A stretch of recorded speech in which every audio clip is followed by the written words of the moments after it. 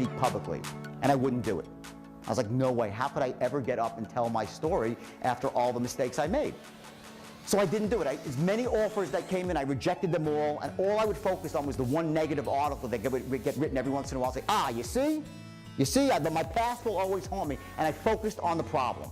As the story goes, I was out for lunch with Leo DiCaprio one day, and we were talking, and some of his friends were there, and there was a couple of them. They were having some issues themselves with the movie they were trying to get made.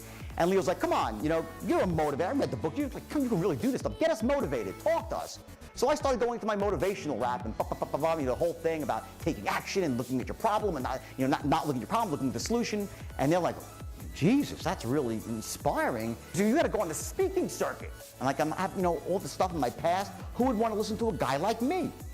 He's like, what the fuck are you talking about, man? Everyone wants to hear this. They want to hear the guy who never made a mistake. It's the guy who made the mistake that you can learn from, the guy who came back and you see the lessons. That's what inspires people. So he said, I'm going to write you a letter. And he wrote me this amazing letter, because it was really about the guy that I was then versus the guy I used to be. And he sent the letter out, and the response was overwhelming, and yet still, I was reluctant to go out and speak. And I'll tell you why. There were two reasons. Number one, it was true that I could motivate any person, like I said, regardless of age, race, so on and so forth, but I didn't know how. I did not know how I was doing it. I was running what's called an unconscious strategy. Sometimes we do things really, really well, but we do them so well, we don't even know how we're doing them. We just have a strategy. It flows, it comes from inside you. You don't have to think about it. So I wasn't sure how I was doing it. And the second thing, and just as important, was the fact that I did some things really, really wrong. And I didn't want to go out there and glamorize my past.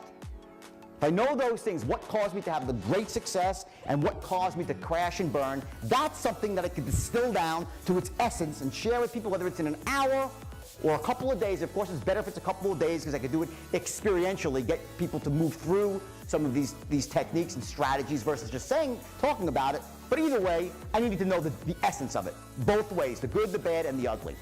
So what I did is I sought myself a guru, not an Indian on a hill, but those gurus. This is a guy who is literally the founder of the modern day self-development industry, and his name is Dr. Richard Bandler.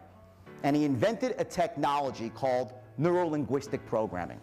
And what it was is the study of success, the study of modeling. What makes people succeed? What makes people fail? What are the techniques? How does the brain work? The psychology of success. That being said, I went down to Belfort, total immersion, stayed there, and it tapped his brain, and it changed my life.